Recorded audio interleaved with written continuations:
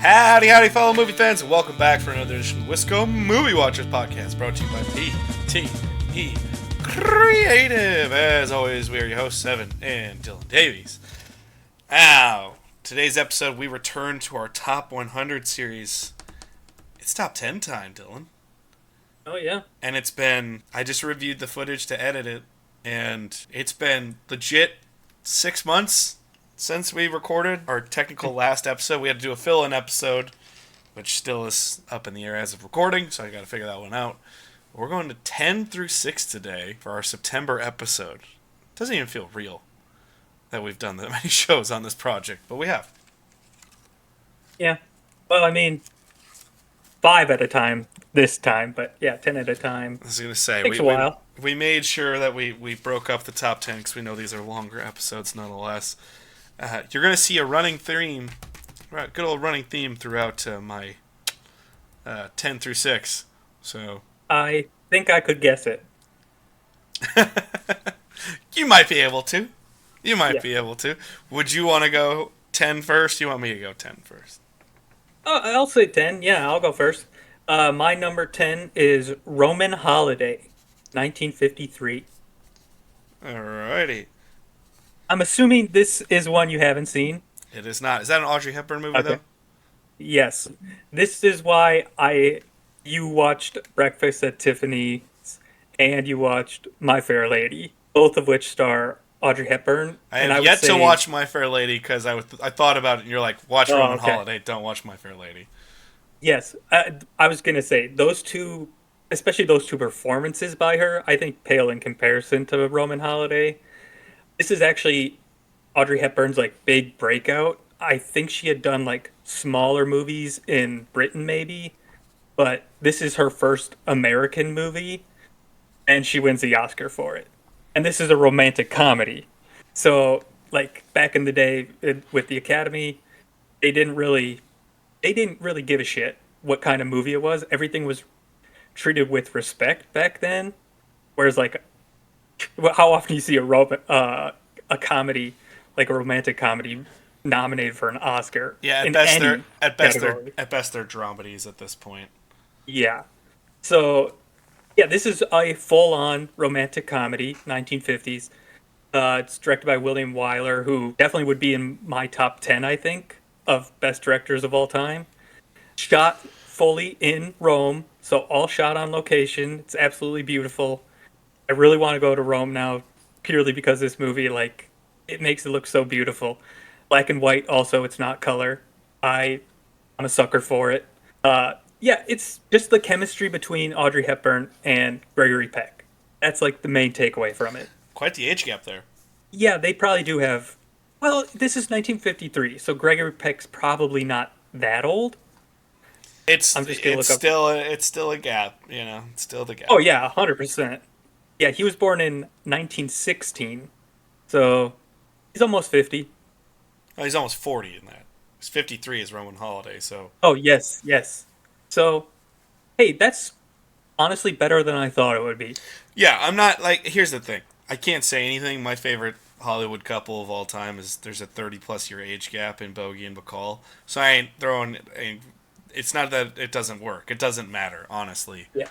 Hepburn is born in 1929, so there's a 13-year age gap. It's not terrible, but even nowadays, that's not that bad. No. Well, so it's really strange because more times in life now, I know of people with huge age gaps now, like know them personally, not just I know about them. Oh, and sure, it just doesn't fucking matter.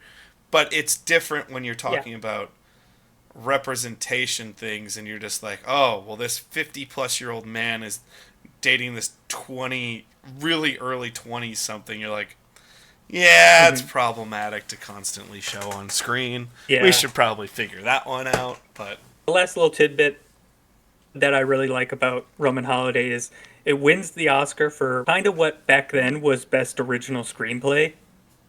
And it was completely ghostwritten by Dalton Trumbo because he had already been blacklisted. So he was not credited.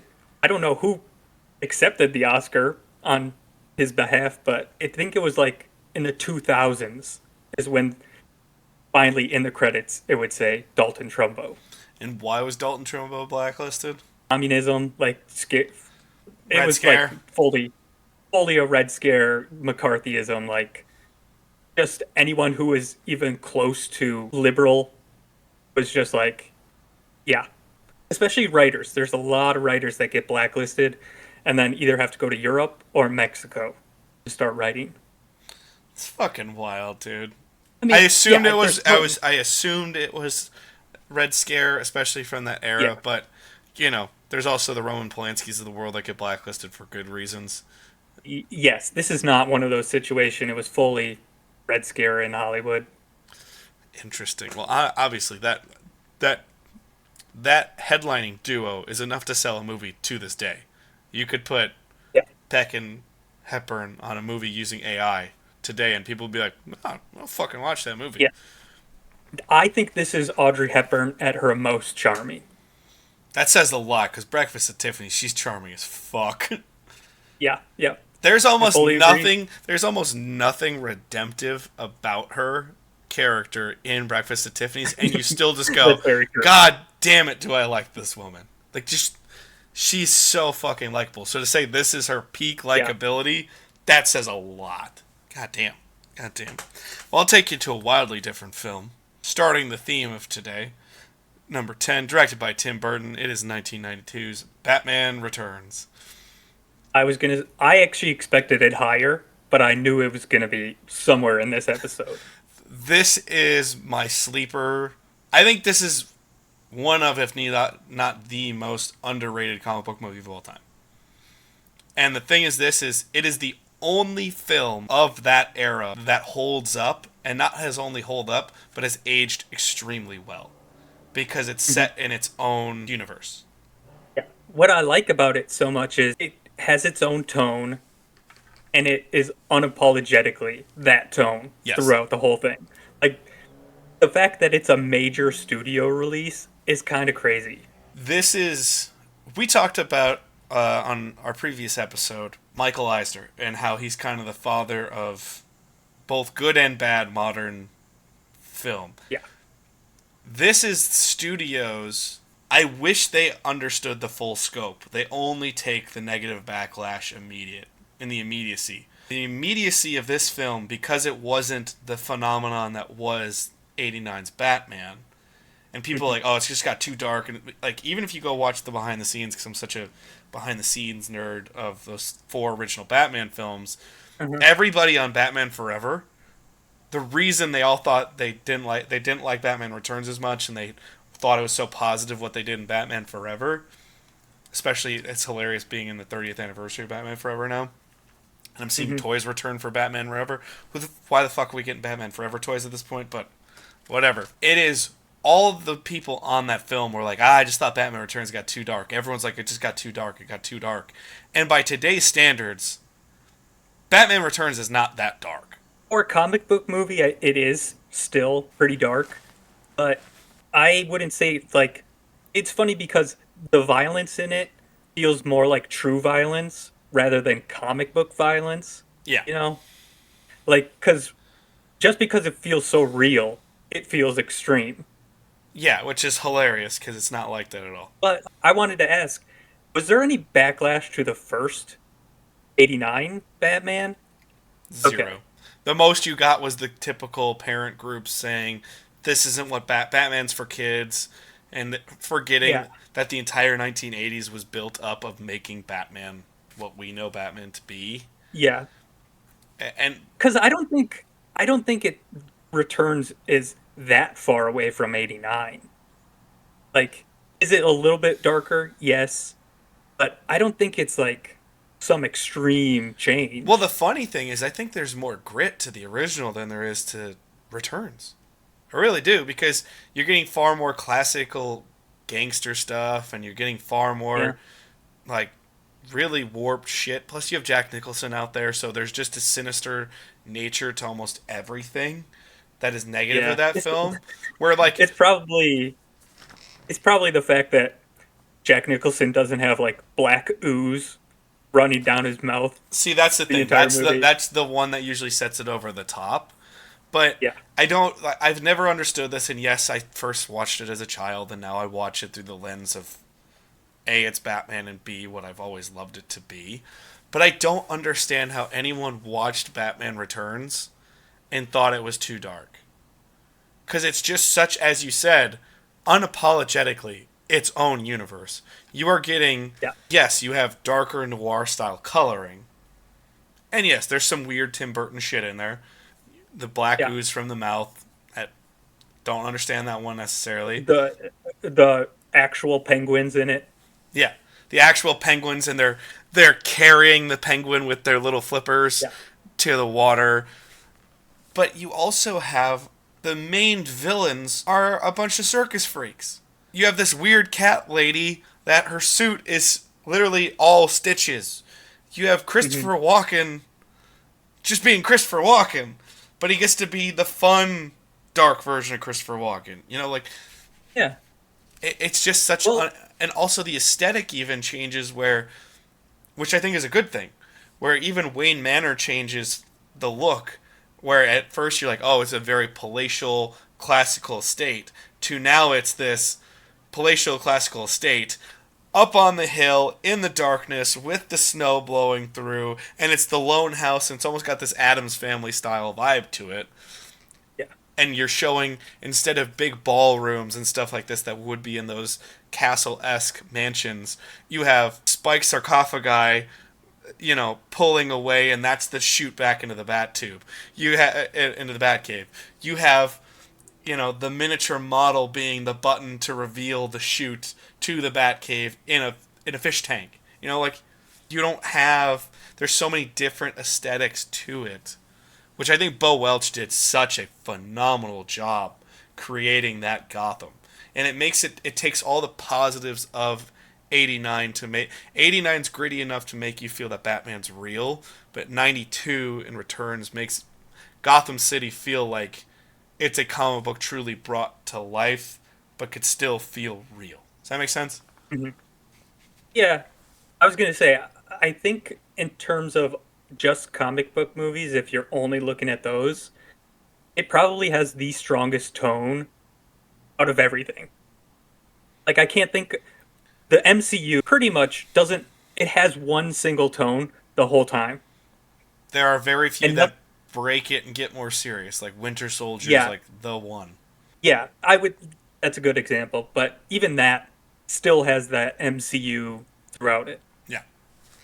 Cuz like Batman Returns feels like it has stakes, whereas to me the MCU rarely pulls that off. Like I said, I just think this film has aged so well. And this is the model to what I think modern superhero movies are going to go back to now. I Because, would enjoy that. well, I look at it, Superman, the newest Superman, which I thought was really fun and enjoyable, it's also an avenue for other characters to shine, but Superman still has to be there. The biggest criticism from 89 is that's a Joker movie, that's not a Batman movie, which I understand. I don't necessarily agree with, but I understand. Because obviously you played your strengths, and Jack Nicholson is your biggest strength of that film, especially when Michael Keaton's unproven at that time as the true leading man of a studio film like this.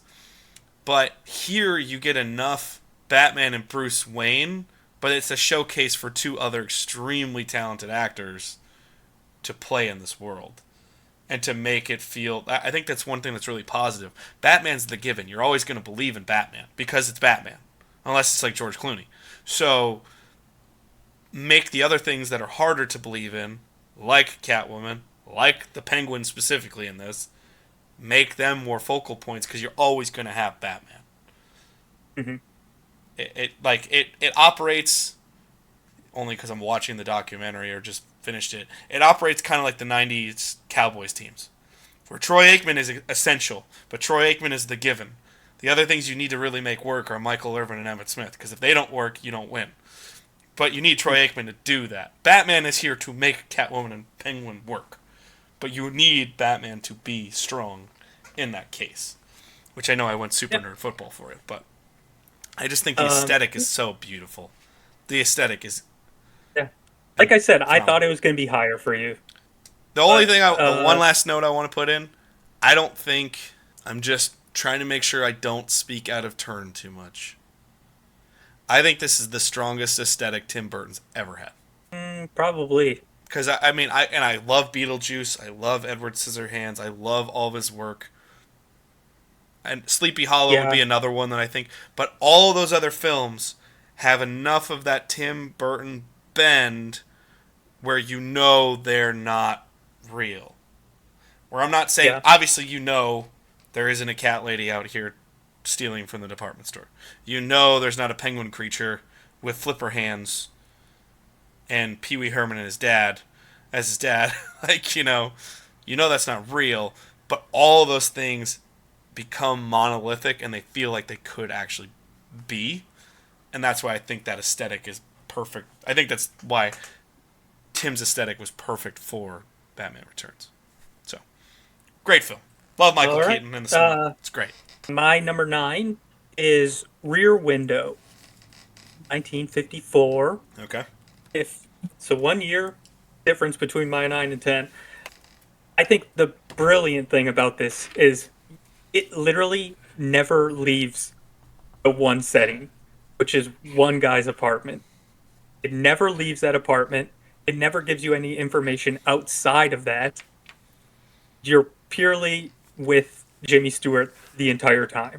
And somehow it never feels like claustrophobic or like just uninteresting, how one place really could get old really quick. Well, modern films that succeed with that, their intention is the claustrophobia. Their intention Yeah. is the isolation. That's their intention. I think like films I love that succeed in that is something like Evil Dead 2 where the point is, well, this cabin's hell.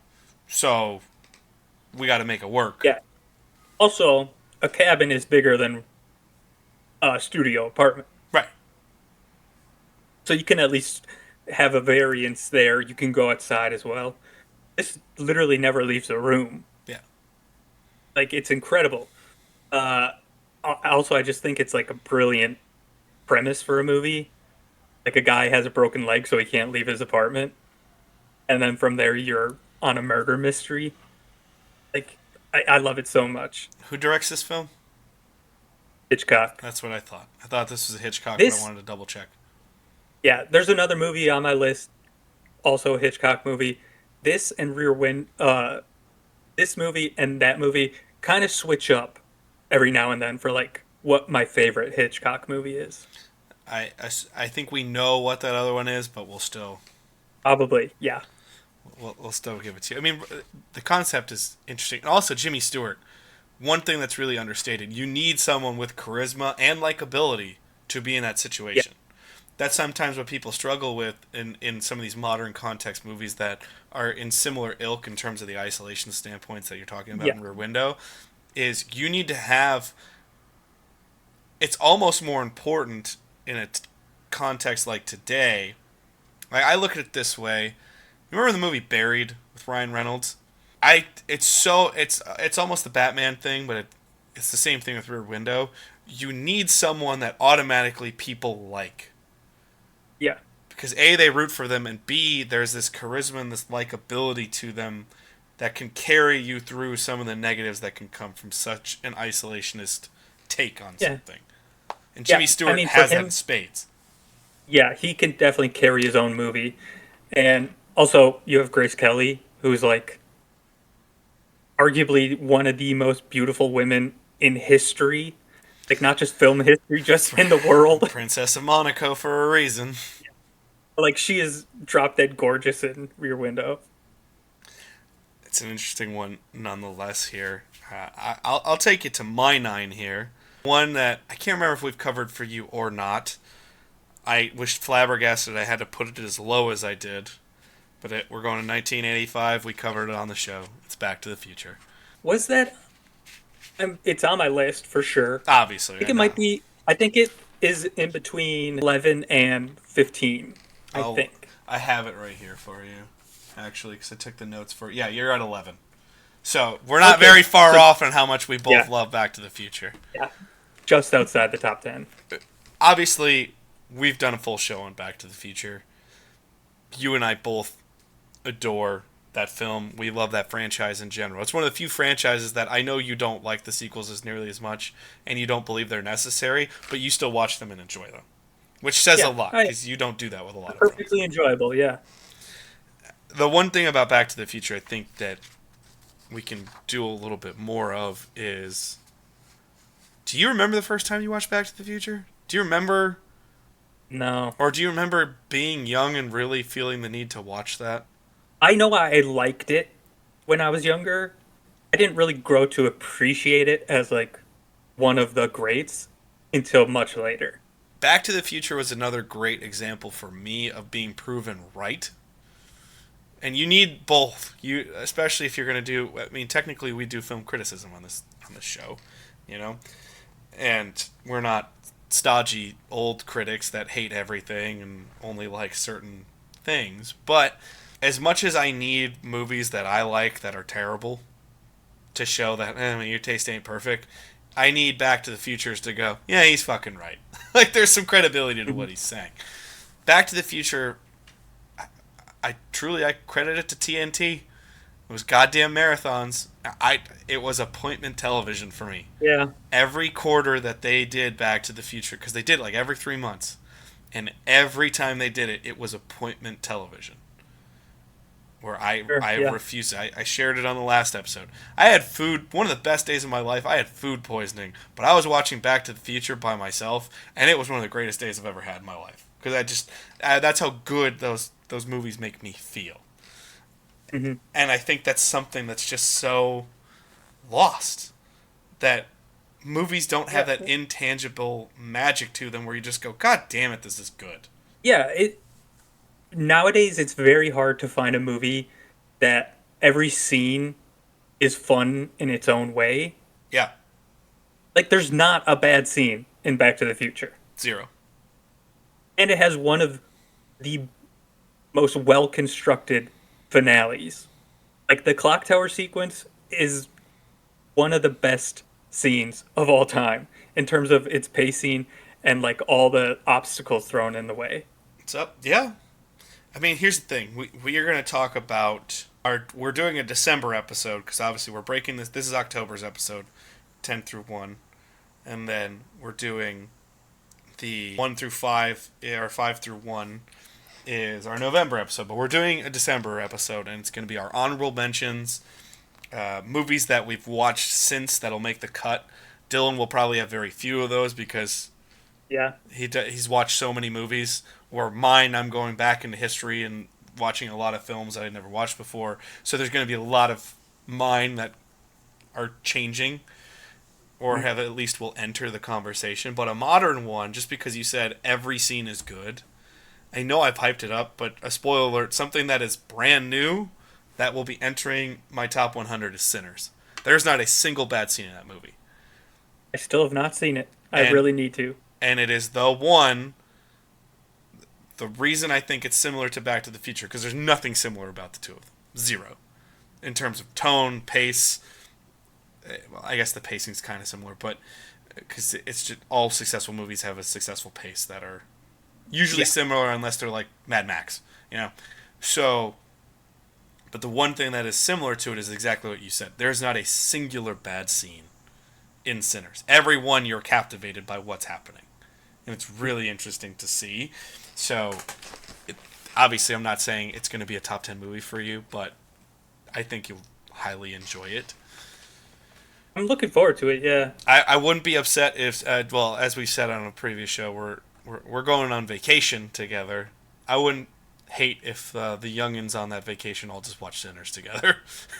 And let all the old people do something else, because I don't think the old people will enjoy Sinners like we will. So, but Back to the Future is so endearing. Is there a movie that you can think of that's more endearing than Back to the Future? Not better, but endearing in terms of everybody who watches it just goes, God damn it, this is good. I think there's a couple, but I'm not going to say them because they're on my list later. Fair enough. Fair enough. All right, take us to your number 8. My number 8 is Silence of the Lambs, 1991. Wow. I mean, I knew you loved this movie. I just didn't think it was going to be this high. I think it's a legitimate masterpiece. It, Like that's again, inarguable. it doesn't lag at all. It doesn't feel like, oh God, come on, let's just get past this point. It's always moving forward with both the character and the actual investigation part. Well, I shouldn't say it's a masterpiece because I actually do have one little tidbit that I don't like about it, which is the actual jump to solve the crime. It doesn't feel like you as a audience member can figure it out, you know? Yeah, I had the same I critique. I had this. I remember watching Silence of the Lambs for the first time as a teenager, and then going to both our parents. Have you ever seen Silence of the Lambs? And both were like, "Yeah, duh." And I was like, "Yeah, but like, I don't know this. I'm a teenager, so I'm asking you because like this movie's fucking good." Like, Mhm. Yeah, like that's the only thing that I think, and it still works for me. I shouldn't say like, oh, I hate that about the movie. yeah, It's just typically when you're doing a mystery, you want the audience to be able to solve it. yes, But I mean, I really don't mind that it does that because maybe in the future there's a movie that I would make that has the same kind of thing where it'd be hard to solve the mystery aspect. Are you teasing Um, something? Maybe because I don't. It hasn't happened. Maybe will. I hope so. We may or may not be Um, teasing something with that statement. yeah, it's like I don't even like Jodie Foster that much as an actor, Yeah, but she is great in that movie. I mean, she's great in everything she's in. She's a good actor. It's just like I would never like one of my top 10 actors is Jodie Foster yeah, that's fair. What was the last time she acted, anyways? in anything big. I don't know. The one that I can think of, I think there's a movie called The Big One that she was in. But yeah, I don't. Later day, but I don't think she does anything really. But also, there's like a lot of innovative stuff in the movie where you get like a lot of POV camera work, which I really like. Actually, a pretty good trend in my movies would be there is a quite a bit of POV stuff, like Halloween. Another movie I love, like Black Christmas, has a lot of POV stuff. It just works with horror. Yeah, Then it's all about like the male gaze, like the constantly in the movie. It's just people looking at Jodie Foster and analyzing her, and yet she always feels almost like a victim or a weakened, person. To they think she's weaker than them, yeah, but she's such a strong female character. yeah. I mean, that's an impeccable way of putting it because it's obvious Yeah, in there. But I mean, yeah, there's like obvious shots where you know exactly what they're going for. Like yeah, she steps into the elevator and she's surrounded by like men that are like a foot taller than her, all staring at her. Like see, the moments are obvious, but I don't think the tone's obvious throughout. It's just something to think about.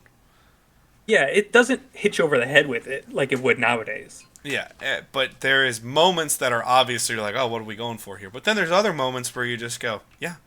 Even understated moments like the where it's is it the bug guy where she's talking to bug expert in the field, and then Yeah, he asks her to go on a date and take her out and stuff, yeah, and he's non-threatening. yeah. And then you also have the reverse of that, which is Dr. Chilton, Yeah, who's like the warden or whatever, yeah, where he's like hitting on her, and it fully feels like a threatening person. yes. Also, great tie back to our previous top 100 episode because my number 16 movie, he plays the douchebag villain in Accepted. Widely different film, same actor.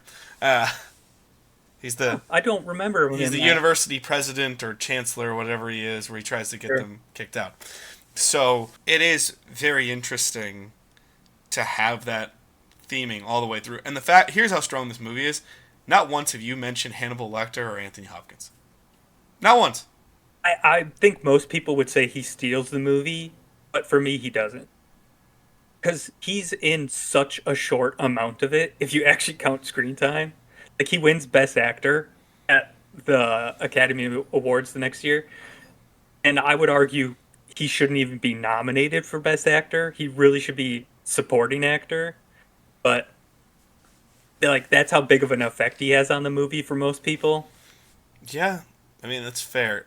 I mean, most people would probably put him in like top 5 villains of all time. Absolutely. Again, to tie it back to another thing, if you want to see what Arkham Asylum's supposed to be like, just watch Silence of the Lambs. That'd be great. I would love that. That dungeon-esque, there's this understated violence through this sanitized look of what we're presenting you, but you know under the surface everything is fucked. That's Arkham Asylum. Like when I look at what could be done to make Batman better, or what could we do in different movies to make things better, I love that intro scene where they go even into the bowels of the hospital, and it's all these cells, and it feels like, 1800s castle dungeon. I love that. The last thing I'll bring up is it's a masterclass in how to introduce a character without showing them. They build so much up to Hannibal before you see him that you already know like how big of a character he's going to be. Like he seems so big in the movie, even though he's not in much. I think it's like 16 minutes or something like that he's in. But they pace him throughout well enough that it feels very important. Yeah. Yeah. It's great. Incredible film. Really, like, I can't even remember. Did I put Silence of the Lambs on? I can't even remember what the list was for me anymore because it's been so long. I'm going to take you to something wildly different here. If I'm looking at it, by most people's standards, the weakest film in my top 10, by far. Okay. 1987. It's good timing because the remake's coming right now. 1987. It's The Running Man starring Arnold Schwarzenegger. Wow. Yeah. I mean, I like this movie, but to say it's a top 10 movie is crazy. The thing is this, I kept looking, when I did this list, I knew it was high. But I love The Running Man. I just, obviously, as you see, it's a top 10 film for me. But when I was doing this, I kept looking at other movies and just saying, I think I like Running Man more. Which, yeah, my top 25 is sacred to me. Like, all those movies are sacred to me for some reason. Not just they're good and I love them. And to say that I put this over 2 Lord of the Rings films, I put this over Rebel Without a Cause, I put this over Inception, Goonies, Clue, Young Frankenstein. Like, I know some of those titles are very different in quality than the other ones that I've listed, but those are all sacred to our upbringing, my upbringing, together, everything. The Running Man was this introduction, not an introduction, I shouldn't say that, but The Running Man was, to me, a perfect encapsulation of an era of film that I didn't know I loved. And I was already starting to do it, but Running Man was the final, holy fuck, this is fun. And I just don't think, as you said, one of your biggest concerns in almost every episode is it's not sincere.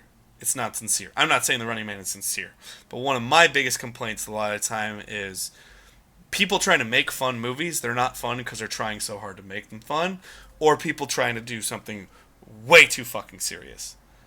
And it's just like, it's supposed to be fun to go to the movies, which is why I love some of the modern movies I like. That's why I am hopeful for the remake, because I think they could strike that balance. But I think this is peak Arnold. He's gone through Conan. He's gone through Terminator. He's gone through Commando. He's gone through Predator. He's done, or no, he hasn't done Predator yet. But I think Predator's the same year. I can't remember. It's like they're like back to back. 87 is Predator. Yeah, so it's a same year, and just to show how dominant he was. But I love this because also the Batman Returns effect of it. It's not look wise, but thematically, this has aged shockingly and scarily too well. Where you believe that we could make a game show for people's lives. Yeah, this is like the original Squid Games. Very much so. But I truly believe in some alternate reality, which could be our own reality very soon, this could happen. I wouldn't be surprised, to be honest.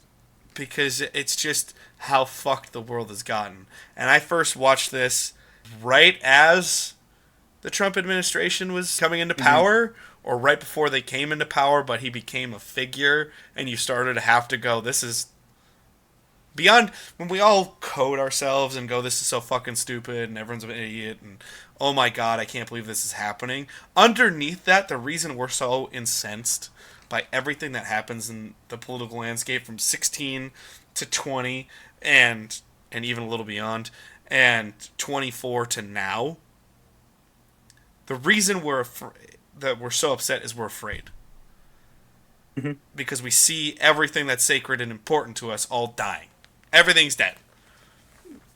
Yeah, well, it just feels like you can never grow accustomed to it, really, Yeah.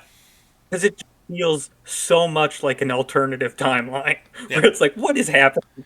Like, it's like unreal what, like how far our history has gotten. Right. And that's what I love about this movie.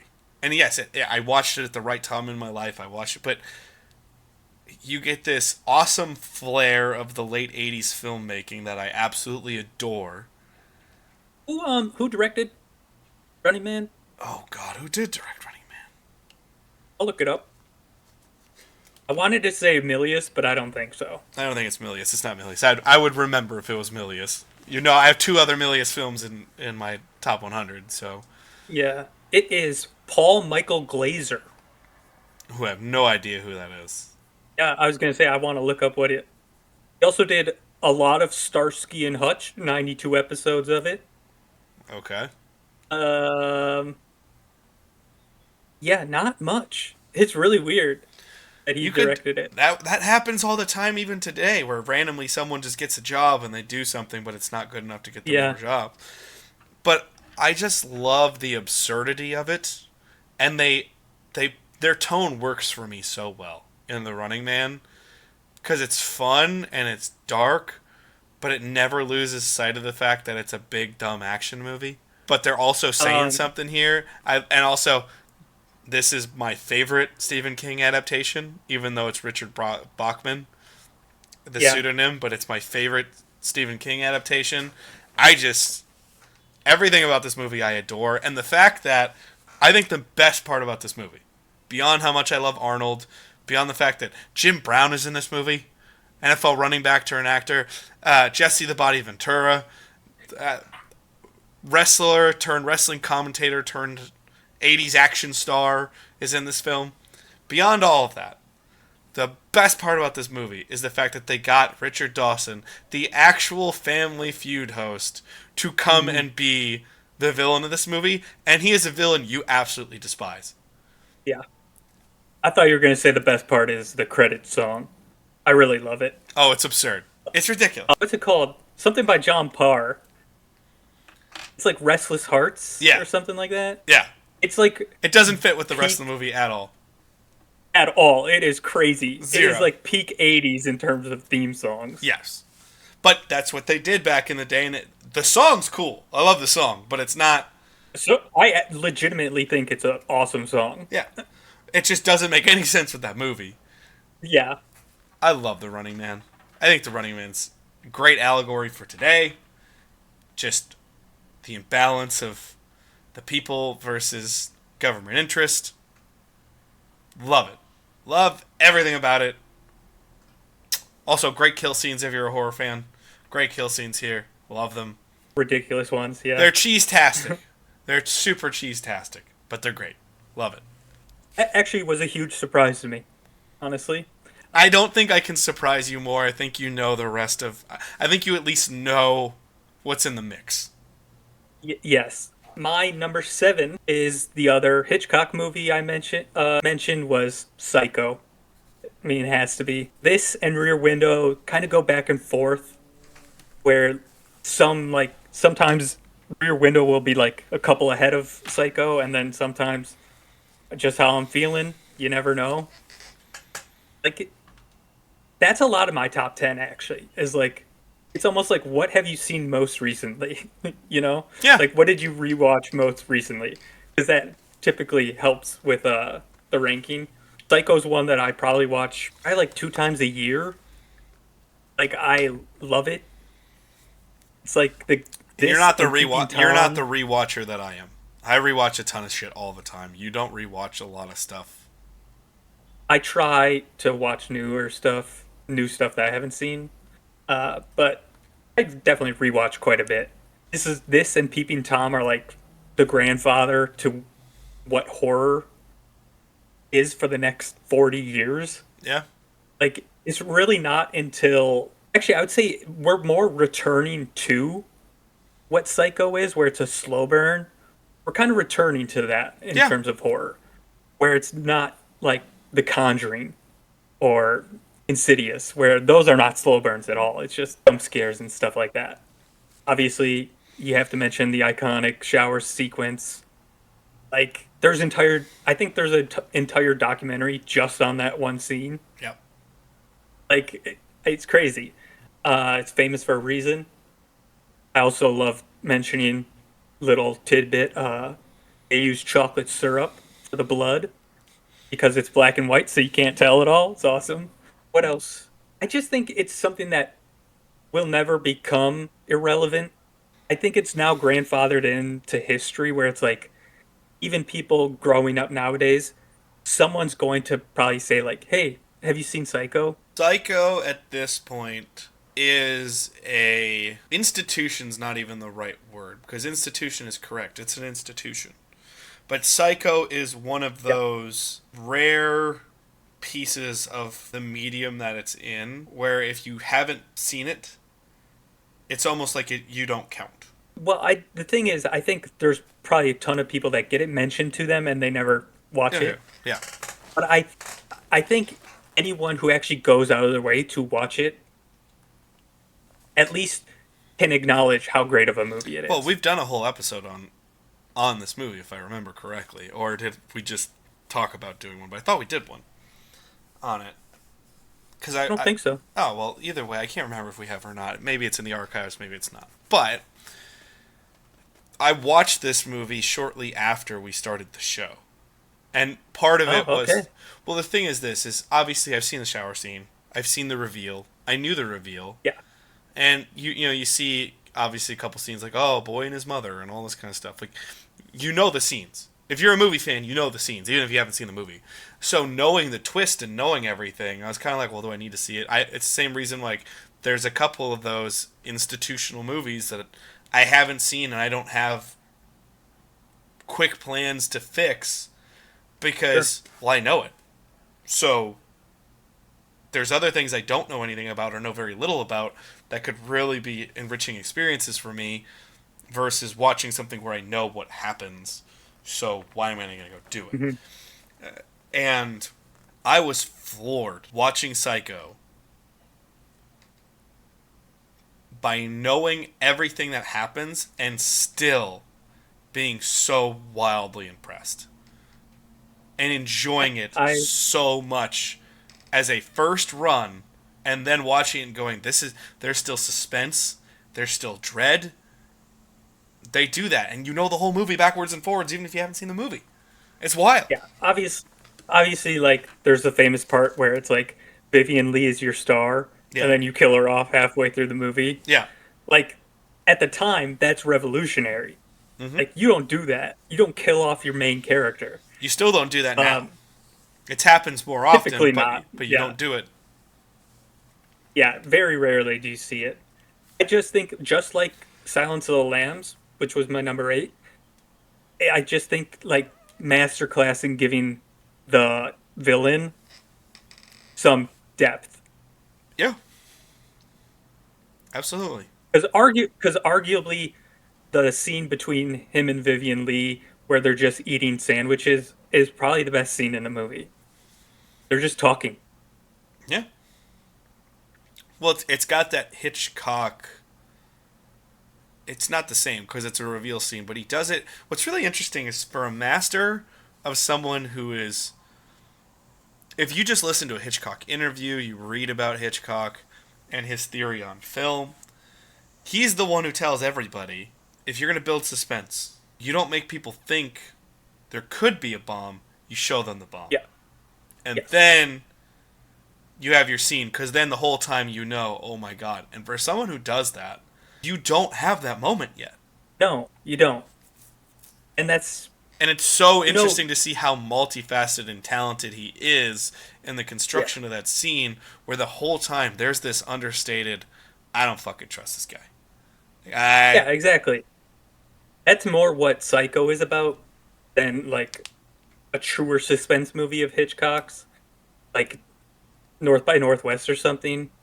Because this one is definitely leans definitely more towards horror than any other movie of his. yeah. I mean, unless you're going to count like The Birds, but that I don't count that as a good movie. Like, arguably, it actually is kind of crap, but But because Hitchcock made that's it, like, so yeah, it's iconic.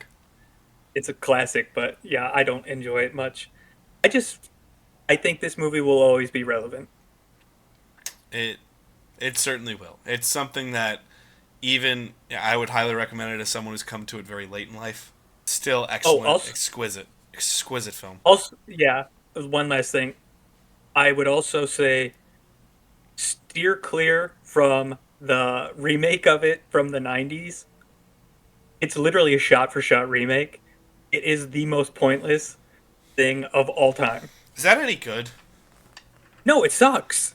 I'm not lying. It's shot for shot remake. No, I know It's the that. same I yeah, know it's that. the same exact movie, just inferior in every way. Yeah, but Vince Vaughn's in it. Yeah, and he sucks in it.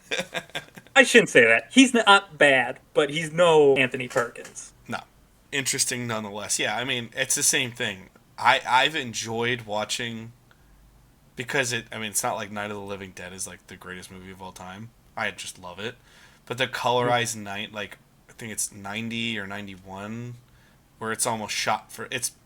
If it ain't shot for shot, it's damn close. The color version of Night of the Living Dead.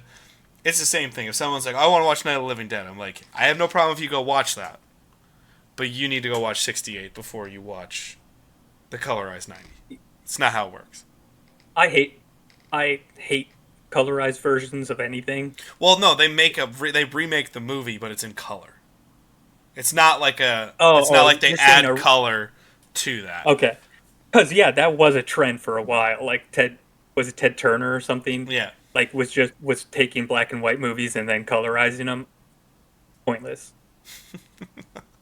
I think it's interesting from a standpoint of being able to see what it actually looks like to the actors. But yeah, if it's a black and white movie, I want to watch it in black and white. I want to watch what the filmmaker intended. Yeah.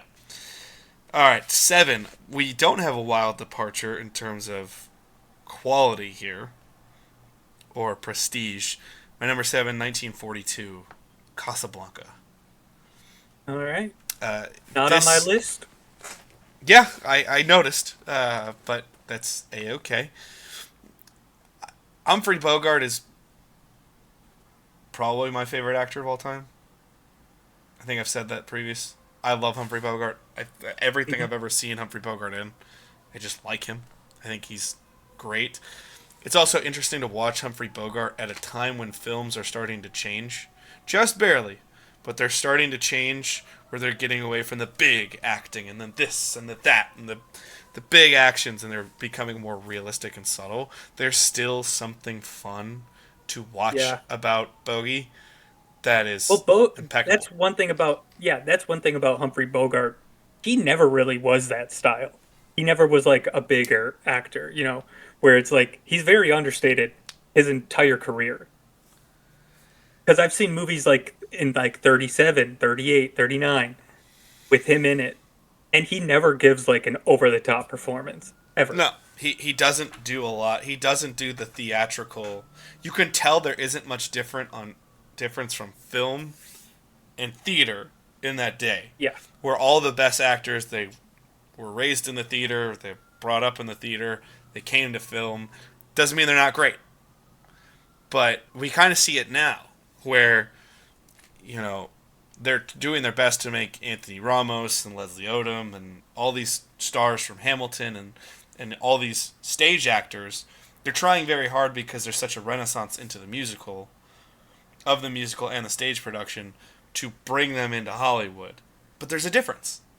It doesn't mean they're not Yeah. talented. It doesn't mean they're not good in what they're doing. I'm not saying they're one for one, but there's a difference between acting in theater and acting on film. And Bogey doesn't do that, but yet he still feels like that sometimes. But it's so understated. Like some of the classics, like smashing the table of all the gin joints in all the world. She walks into mine, Hmm. and that's some of his biggest acting choices. It's just like, Yeah. I There's parts in this movie I do think it's one of the best movies ever made. yeah, It's not in my personal top 100, but like if I was making just a top 100 movies of all time, it's probably in the top 10 to me. There's just so many things that are like little parts where, well, first off, it's getting made during World War II, yeah, and it's about World War II, but it's not directly about World War II. yeah. So that's one of those choices that I just think is brilliant. It's also a great thing to show during that time to having a moral backbone. Well, that's like America is not hardcore into the war yet. No, Like Pearl Harbor has happened, but I don't think any troops really have gone to war yet. by the time of this, when the movie's released, they have, but it's not the. It's not D-Day yet. Yeah, we haven't marched in on Normandy. We haven't done any of that stuff, and to see this film, I think it's a great example to filmmakers now that want to make political statements in their films about current events. Do Hmm. it like Casablanca, because the French Resistance is a minor theme in this. Yep.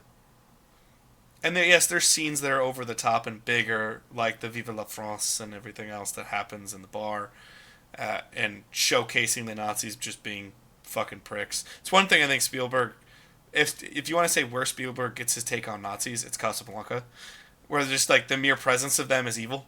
He just has that. I wouldn't say that's exclusive to Casablanca. No, I know, There's a but lot of movies there's back then where oh they're yes, just villains. yes they are absolutely. But when I look at how Spielberg portrays just Nazi existence, it's very much Casablanca-esque, where the second they're on screen, everyone's like, fuck. Like, it's Hmm. just that, and I love it. And, I mean, I haven't even talked about Ingrid Bergman or Claude Rains, who I think is phenomenal in this Claude film. Rains, I was gonna say, I think he's the MVP of the movie. Sidney Greenstreet does a great job in this film. I just, and now I'm blanking on my piano player name, but because his name's Sam in the film, and I know it, and I listen Mm. to his actual music, and I adore it. I'll get But it for you. but I adore this film. This again was, I talked about Rebel Without a Cause at my 12th spot. This and Rebel Without a Cause were, Dooley Wilson. yes, thank you. Oh my god, I knew it was Wilson. I just couldn't remember what the I first name was. At first I thought Google was extremely racist because I clicked down on cast and he wasn't in the top row. He wasn't even in the bottom row, but I just missed him in the top. I was like, Google, you're racist. You're not even gonna put him in there. Those two films, Rebel Without a Cause and Casablanca, were an education that I didn't know I needed. Because I've always been open to black and white film and older film. I've always been open to it. I love the aesthetic, but I loved it from a pop culture standpoint of using it in things like using it in Batman the Animated Series or using it for horror movie clips and things of that nature. I didn't know how much I needed to go back and just go, God damn it, this isn't good for back then. This is just good all the time.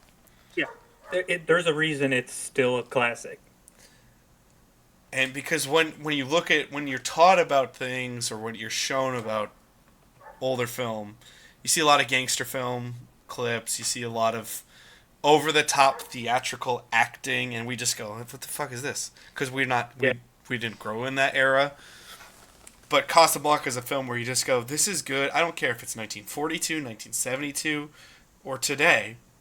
You just have to look and say, this is a phenomenal film. And there's a human spirit element to it that is just universal. And I absolutely, just, Casablanca is so fucking good. So fucking good. Yeah, the only people who I think probably wouldn't get much out of it is like teenagers, I think unless they're you interested in filmmaking. I think you do. The only thing I will say about on that point is I think you have to have a certain level of emotional maturity to watch Yeah, Casablanca 100%. and Yes. get everything that it's saying to you, because if you watch it as a teenager, because the thing is this, like I started watching older film as a teenager, and I still got it and I understood it, and just quoting other people here, I was quote mature for my age, but whatever. That's irrelevant. I think I'm just emotionally in touch with myself, so I think that's why I get it. Yeah.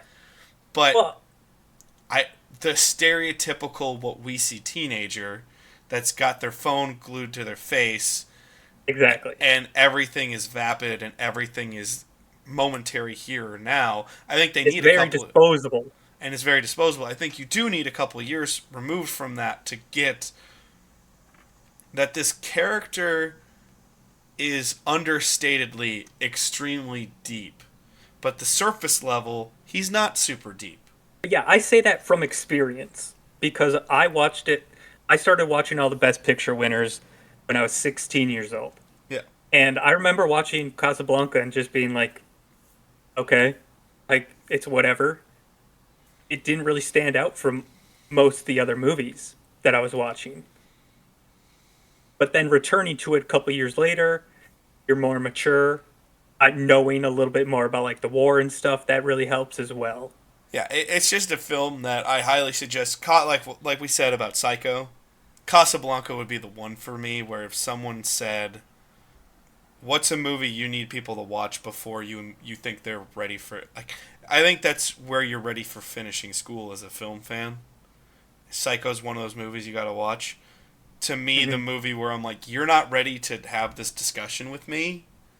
Not because I'm so much further. It's just you have so much material you haven't gone through and experienced. Yeah, Casablanca would be the one for me where I'm like, you need to watch that. Because once you see that, you're going to want to go into all the other films of that era that are of high quality, and you're going to see what you're missing. yeah, it's a film 101 movie. Like if you're taking a film 101 class, it's probably going to be shown.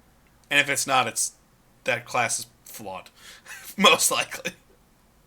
That or they're just not showing that many movies. Yeah. But Casablanca is such a phenomenal film. Ingrid Bergman's fantastic in that film, and as I said, Claude I Rains don't is have so good, so good. I don't have I don't have strong feelings for Bergman.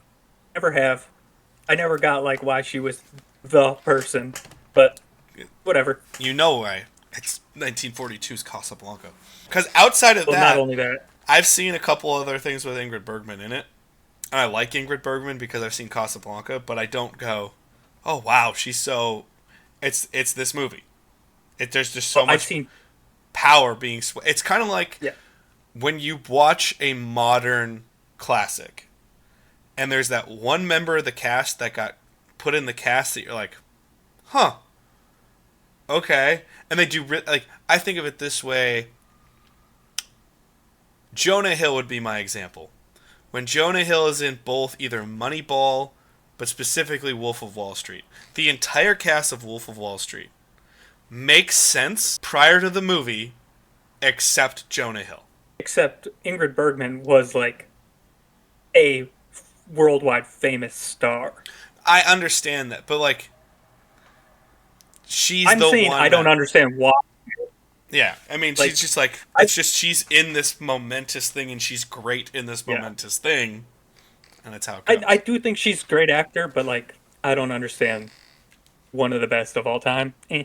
Not to me, but I mean, that's I don't even think she's the best partner for Bogey, so that says enough right there. but we would have different ones. I mean, it's all Lauren Bacall for me. Yeah. As you know, most beautiful woman that's ever walked the face of this earth, Lauren Bacall. Completely Oh. disagree. Not even that era. I would disagree. Oh, that's hurtful in so many ways. But go on to your six. Okay, Finish off my your number list. 6. Yeah, my number 6. We've said it before. Evan and I do it differently.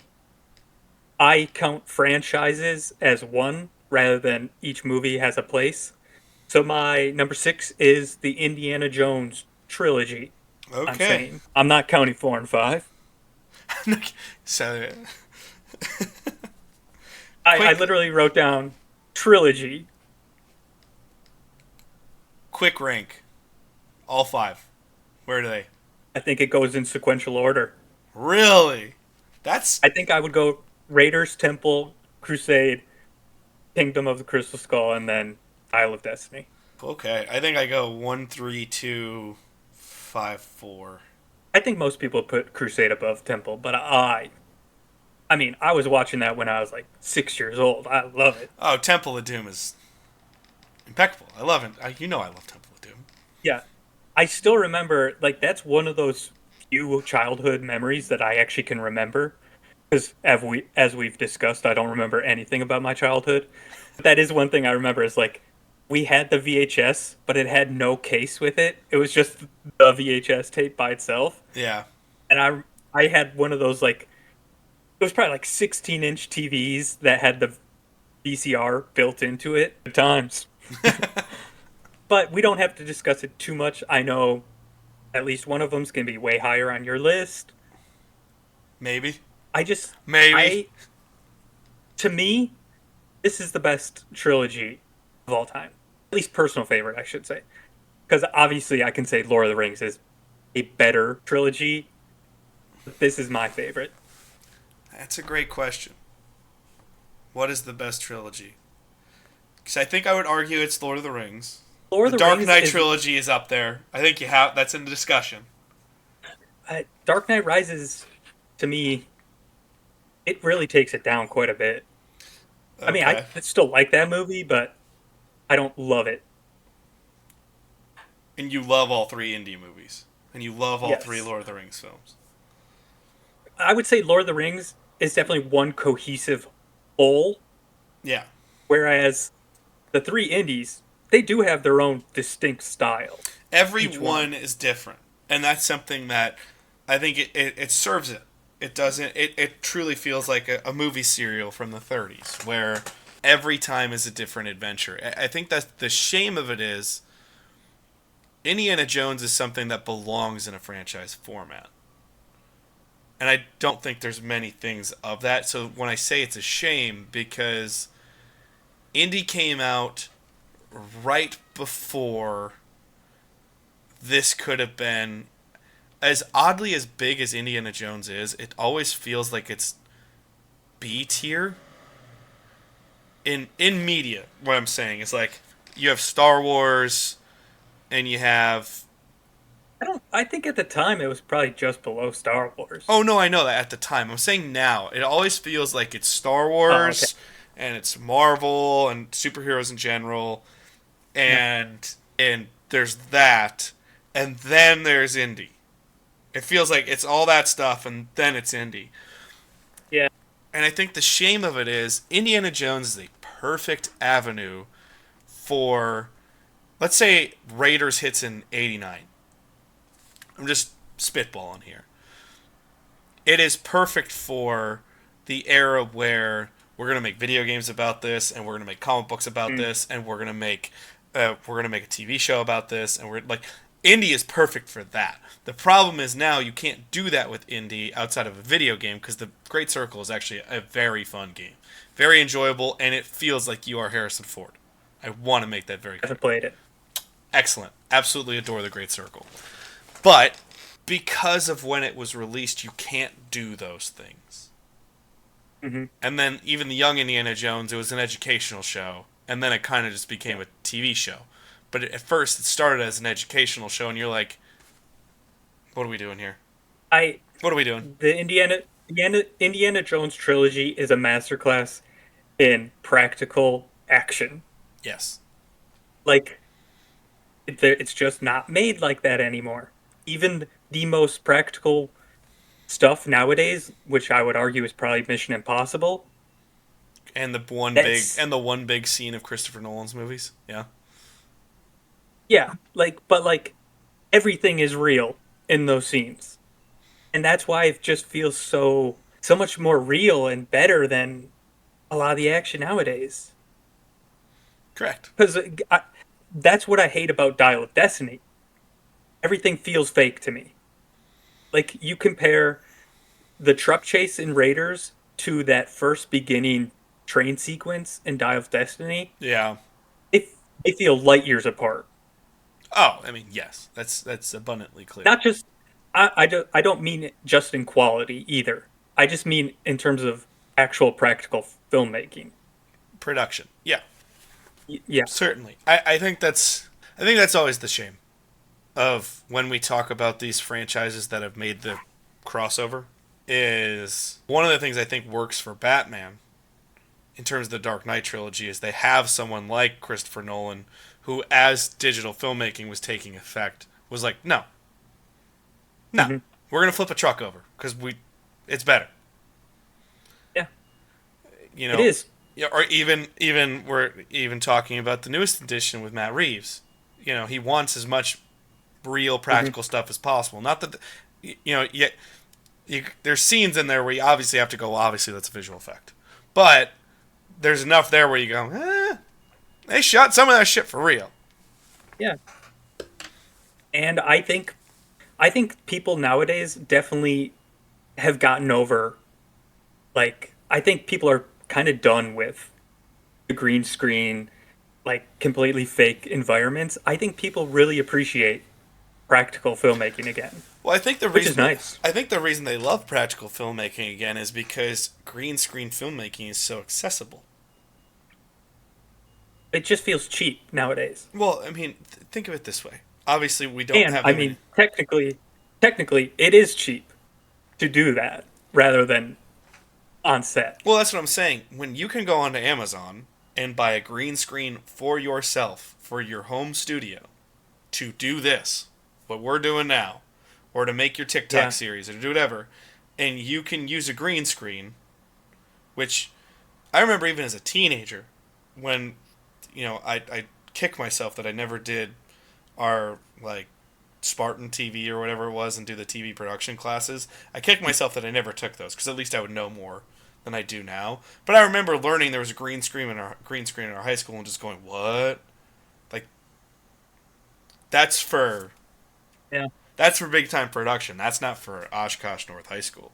But and now it's something that you can buy for $20 and Yeah. project whatever you want behind you and make a TikTok series or make whatever you want.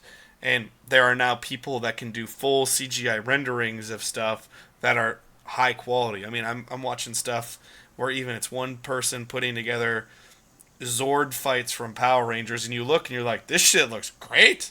This looks Yeah. impeccable. I do want to clear up one thing. I am not knocking the visual effects artists because they're fantastic at their job. I'm knocking the producers who refuse to pay for anything practical. Yeah. It's annoying. Well, I especially don't I now don't when, especially I when you don't know fault now. other people.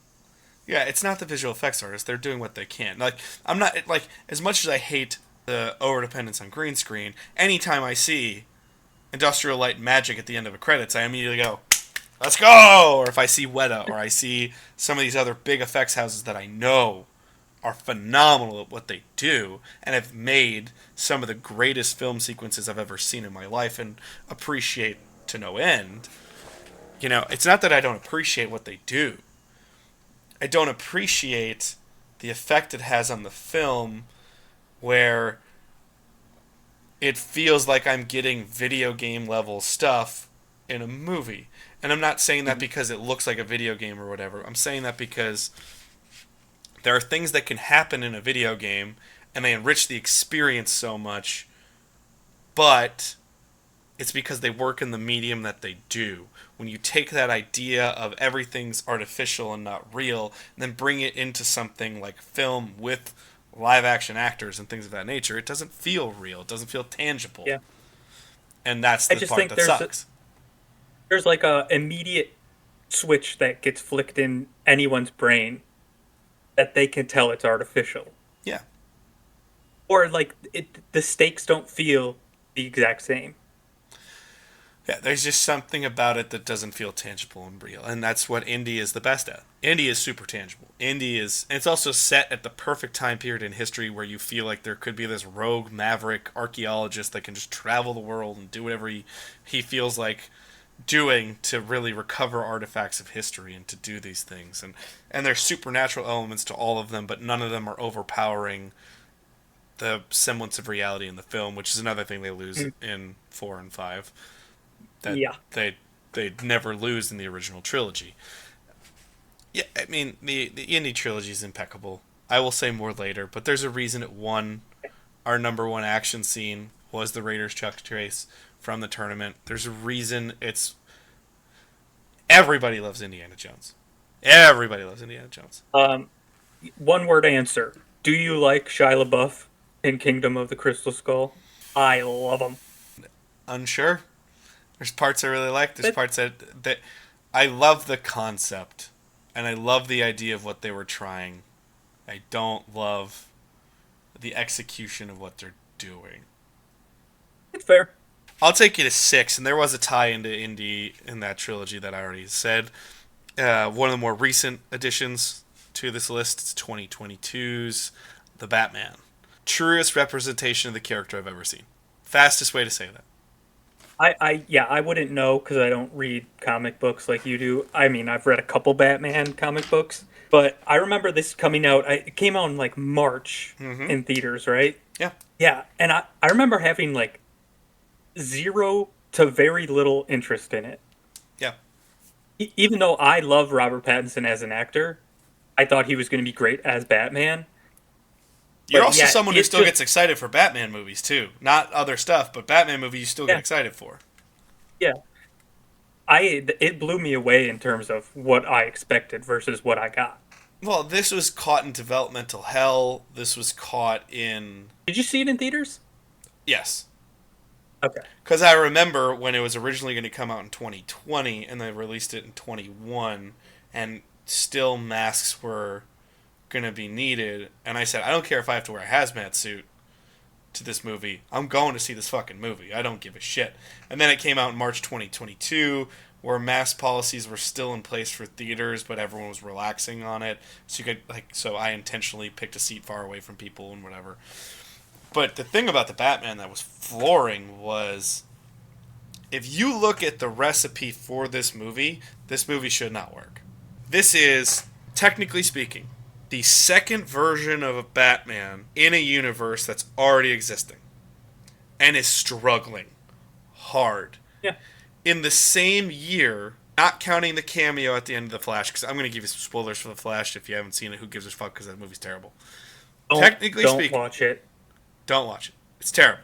But from a purely technical sense, 3 people play Batman, or purely technical, 4 people play Batman in the year of 2022.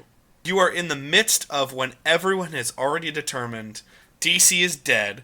You're in the midst of the doldrums of the MCU where everyone's already decided we're done with superheroes or it's the start of the we're done with superheroes on a large scale. Because 2020, 2021, you still had those Hope coming out and you had good stuff.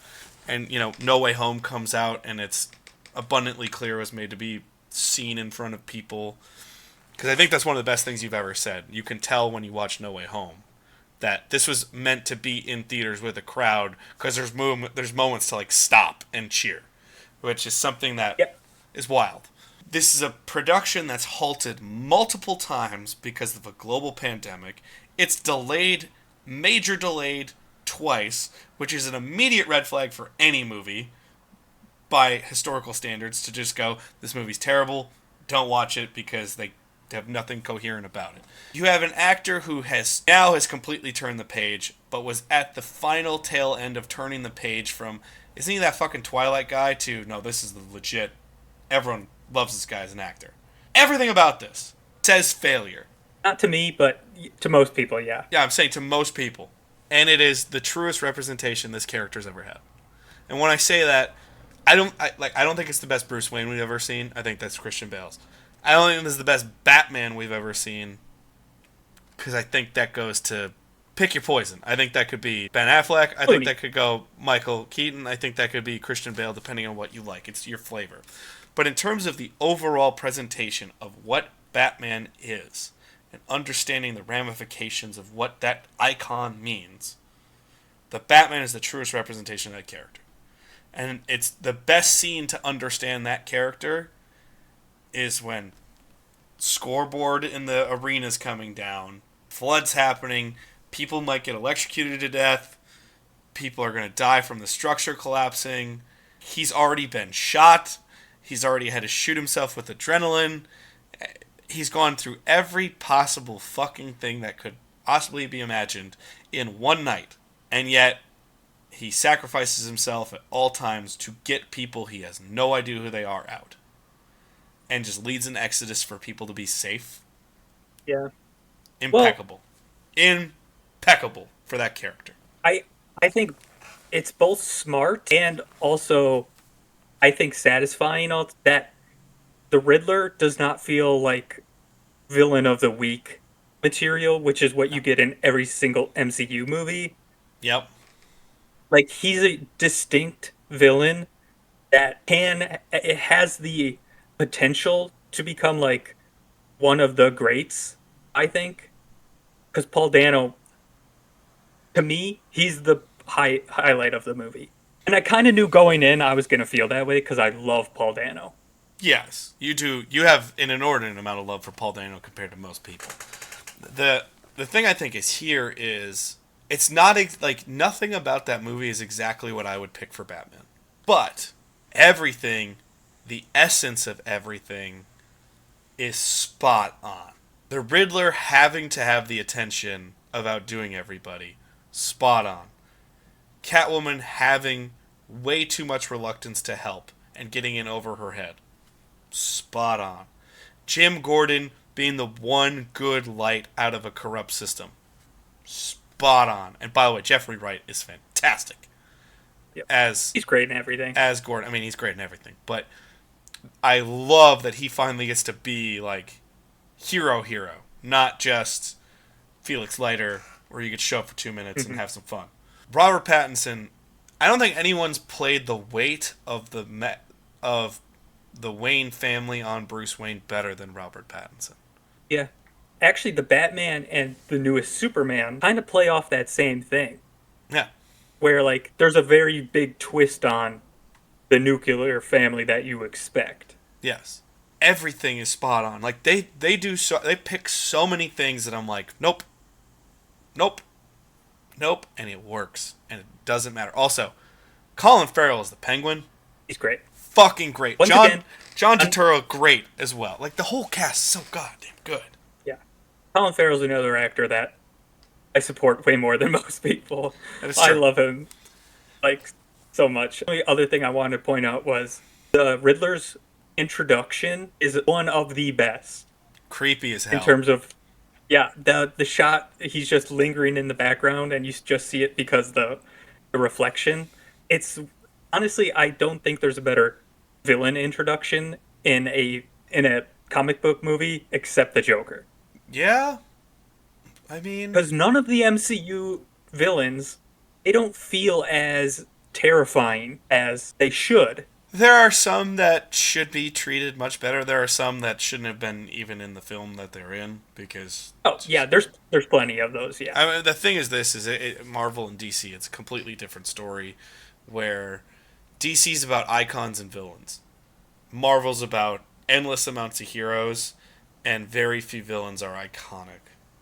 You know, where Batman's Rogue Gallery in general is more iconic than every Marvel villain ever published ever together. And that's not even getting into Superman's Rogue Gallery or the Flash's Rogue Gallery or any of the other great villains from the DCEU. Every Marvel villain put together is nowhere in comparison to even the top 3 villains of Batman. Mm-hmm. But what's so interesting about it is, talking about flipping something on its head, Riddler's not a serial killer. Riddler's not... This is pretty much 7. Yes. Meets Batman. This is 7 meets Batman. I understand that. But, again, another way to that's why I love it. Completely separate yourself The last time people saw the Riddler on screen, it's Jim Carrey in his screaming green pajamas. You have to do something different to separate yourself.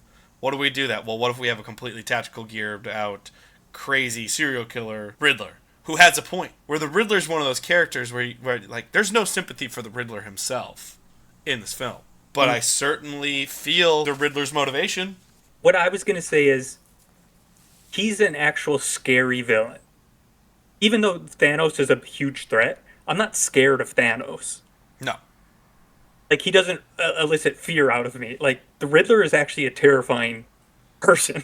Oh, I know. Because it feels pretty plausible with, like, the whole incel stuff at the climax. You have that, and then you also have someone, like, we see it every day.